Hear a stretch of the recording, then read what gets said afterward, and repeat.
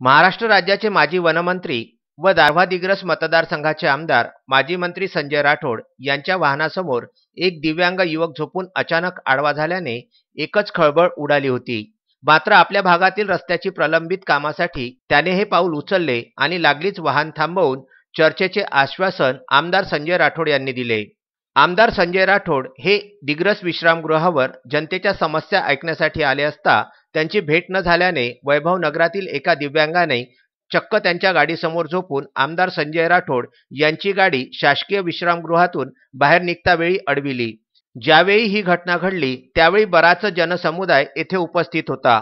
वैभव नगर येथील रहिवासी असणारा भास्कर वाघमारे हा दिव्यांग युवक राठोड यांच्या भेटीसाठी आपली समस्या घेऊन आला होता। मात्र बराच कालावधी होऊन त्याला भेट मिळाली नाही।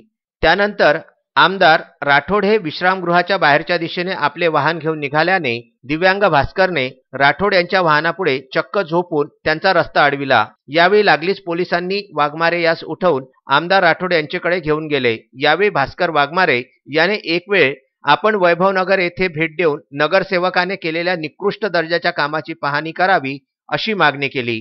आमचा नगरसेवक रमाकांत भाऊ 5 वर्षापासून काम झालेलं नाही आहे।